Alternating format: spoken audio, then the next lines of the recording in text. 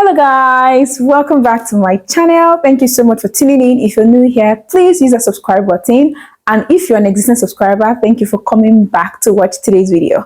For those that have never met me before, my name is Juliet and I am fondly known as the HR girl. Of course, I'm the HR girl because number one, I'm your HR bestie, your career strategist, and I am always here to help people to find ways around navigating the workplace. We all know that the workplace is a space where, sometimes an unfamiliar terrain, sometimes it comes with different here and there, but here is your one-stop shop for exciting conversations around how to navigate the workplace and of course, how to navigate your career as a whole. So in today's video, I'll be revealing the common interview mistakes to avoid. For someone that interviews people on a week in, week out basis, there are several mistakes I see people make in interviews. And today, I'm here to teach you how to avoid those mistakes like a pro.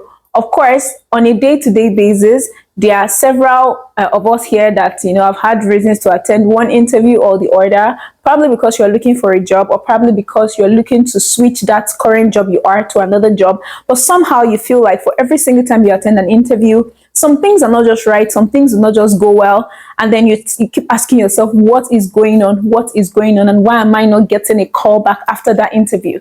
After watching this video today, I'm sure this will be the last time that you will not get that call back. So let's talk about 7 common mistakes to avoid in interviews like a pro that you are. I can be nice to even say more than 7. But let's delve right into today's video.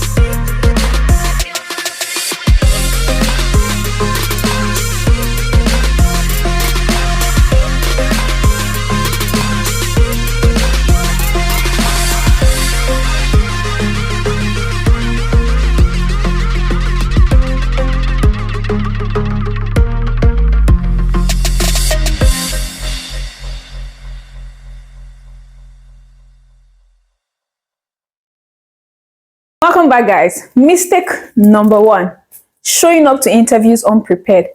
Some of you just come for interviews and you're expecting that it's going to happen like magic, like the job is going to come and sit on your leg. You can't be doing that. You can't show up to interviews and not come prepared. If you're coming for an interview, you literally have to come correct. You can't be, answering questions as though you did not get a mail or a memo before attending that interview. You can't just show up an interview and show up like not correct. So these are the things that you're supposed to do before showing up for an interview. Research the company. You don't have to know all about the company, but at least know what the company does. At least, even the mission, vision, yes, but the least thing is at least to know what the company does. For example, you are going for an interview in let's say a tech industry. And of course, tech is like divided into many areas. So you now get to the place and they're asking you that, okay, let me use Flutterwave as an example. You now say, oh, what do we do? Do you have an idea of what we do in this organization? And they are rambling and you are going, I'm not so sure. Of course, what it tells the interviewer is that you're not even ready for the role. Like you're not even ready. So one of the things you need to do, you need to research the company.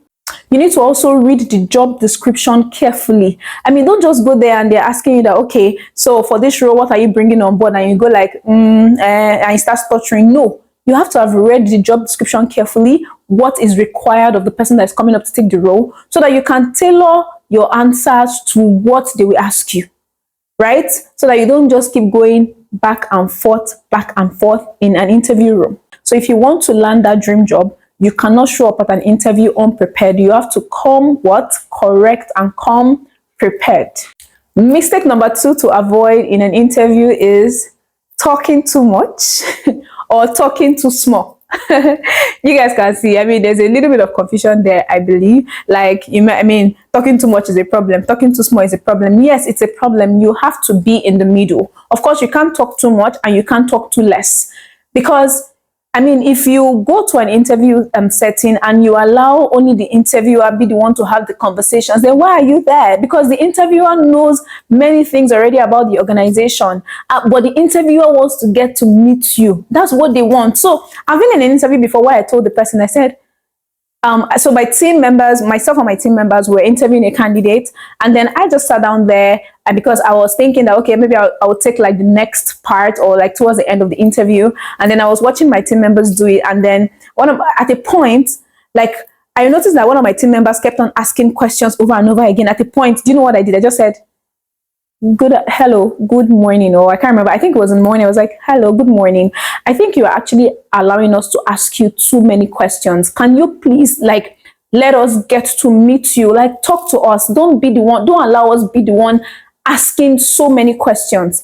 And then the person went like, it was still, I'm like, see, when my team members were done, I was like, nah, this is not our candidates. Because really, in an interview, you should not even talk too less, especially when questions are being asked.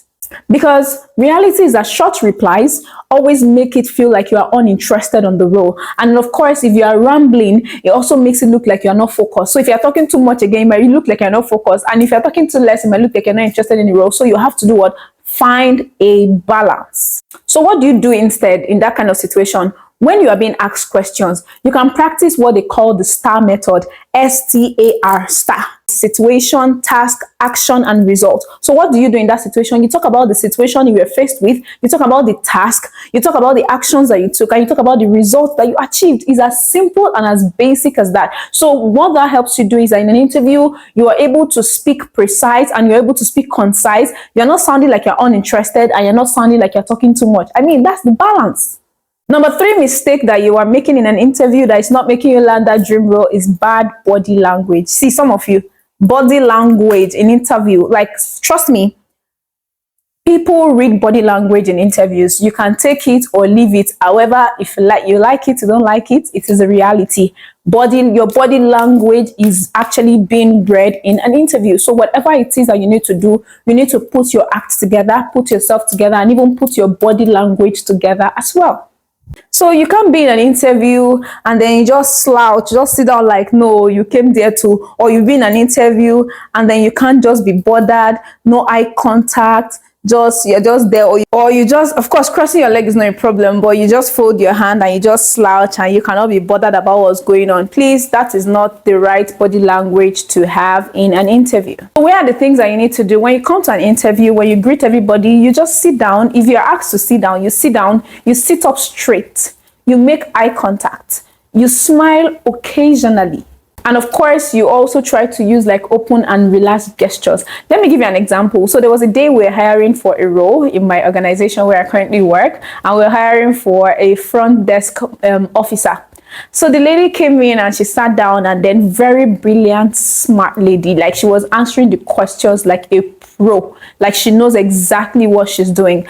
And then one of my colleagues now asked and said, okay, I think he asked a question around, how friendly are you? And then she went like, I'm friendly.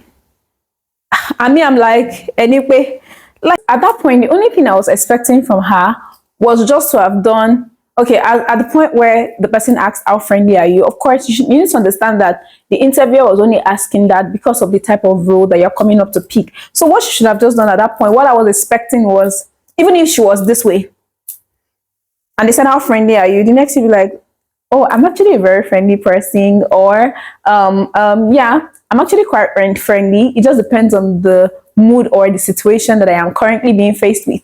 At that point, you actually smiled. What we're actually looking at in that interview, looking out for at that point, was even to see how she smiles. That was all that we're looking out for at that point where that question was asked. But the body language, of course, you guys already know what happened.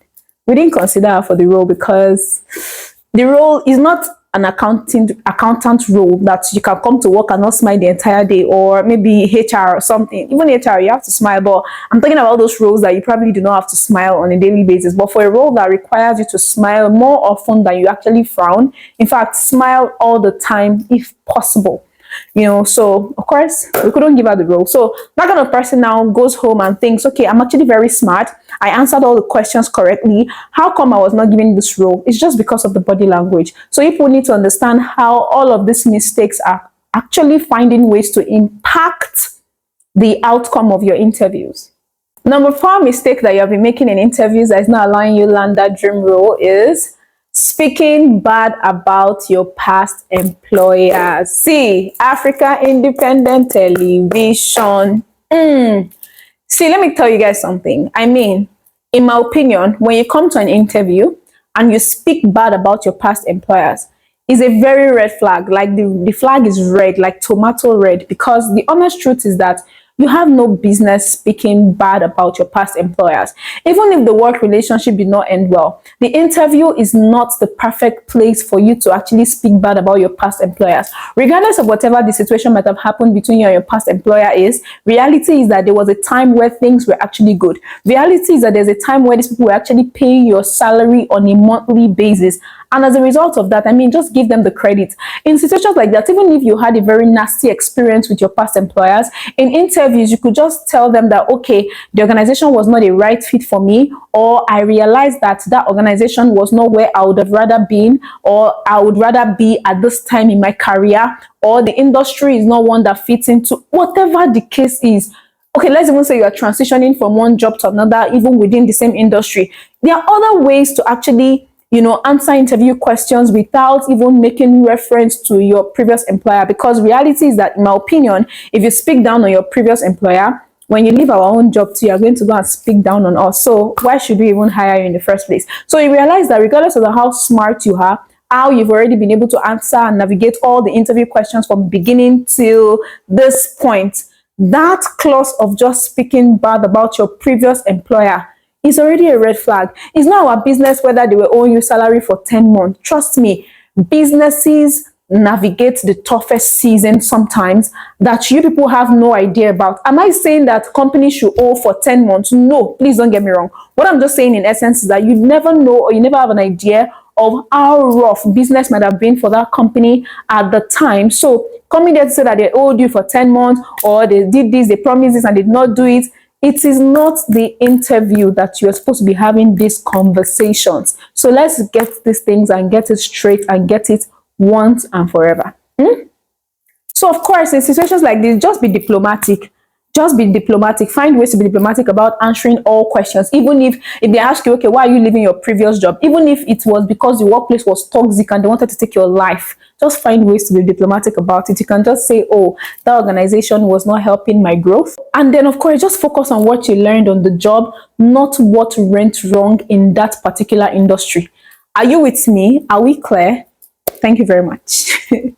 Number 5 mistakes you've been making in interviews that is not helping you to land that dream job. Of course, even though this one might not be like a reason as to why not to land the job sharp, but it's still a mistake at the in interviews, is not asking questions at the end of your interview. See, regardless of how much sense you have, I feel like interviewers always expect that you ask questions, no matter how you think the question is irrelevant. At least be able to ask 1 or 2 simple questions. You can even ask the organization something like, okay, now that I'm coming on board, what are your expectations of me? Okay, or you can even ask questions like, okay, is this role a new role? If it's not a new role, I mean, did somebody leave this role and why did the person leave? Or yeah, just it depends on the role that you're taking up, but you can ask questions, like ask intelligent questions, even questions that is related to the interview. Sometimes in interview, you can also take notes so that you can ask questions at the end. See, these things are, I don't know, Sha. I'm an interviewer and I know the kind of vibe that I actually look forward to in interviews.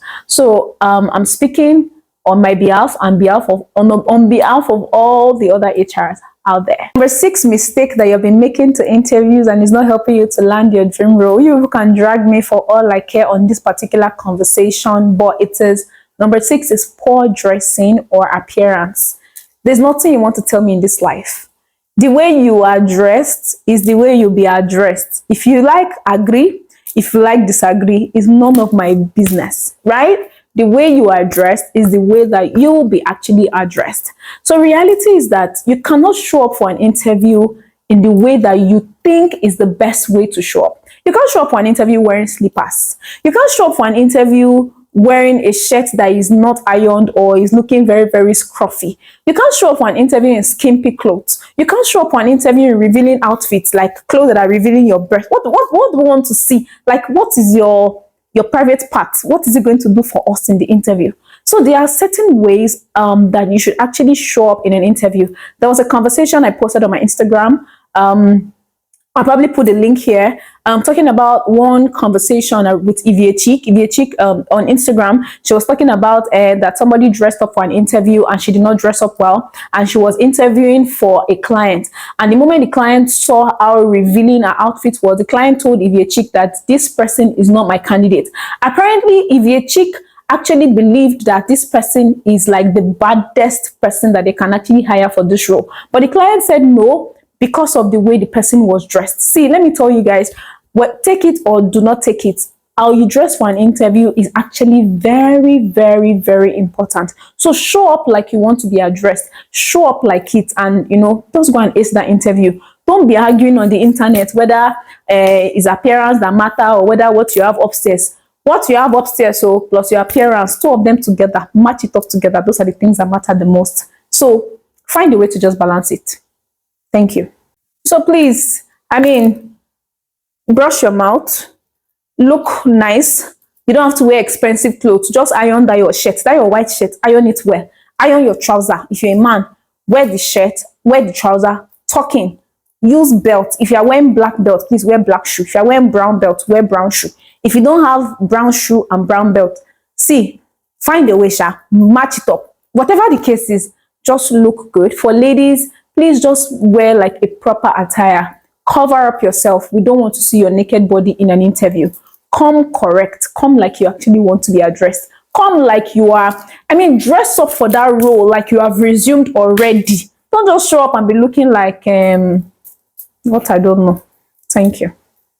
Now, the last but not the least, the 7th mistake that you should avoid in interviews. This is one reason why you might not even have landed that job, is avoid lies. Like, whatever it is, just avoid lying, because the reality is that you think that you can't. I don't know how really to explain it. So for example, if you worked in an organization from 2012 to 2014, when you get into an interview and they ask you when you worked in the organization, don't say from 2012 to 2020. You did not work there for 6 years. You only worked there for 2 years. Just find a way to tell the truth. If you've been out of job for 4 years, be honest about it that you've been out of job for 4 years. Do not come and lie, because reality is that after interview, reference check will be carried out, background check will be carried out, depending on the organization that you're going to work with. And reality is that all of these things will be found out at the end of the day. So rather than lie, just be as honest and as truthful as possible, because some way, somehow, the truth will eventually come out. So thank you so much, guys, for watching today's video. I hope that you learned 2 or 3 things. It's not 1 or 2 things this time, because I gave you 7 tips. So I hope you learned 3 or 4 in today's video. Thank you so much, guys, for watching. I'm hoping that if you're able to, put all of these things together and put it in check upon going for your next interview, trust me, you're going to come back after watching the video, and in the comment section, I'll be hearing things like, oh, you decided to do it this way instead of the other way you've been doing it, and then you've been able to land that job. I'm always here to help you people to find ways to navigate the workplace and even find your way into the workplace. Thank you so much, guys, for watching today's video. I hope that you learned a thing, 2 or 3 or 4 or 5 in today's video.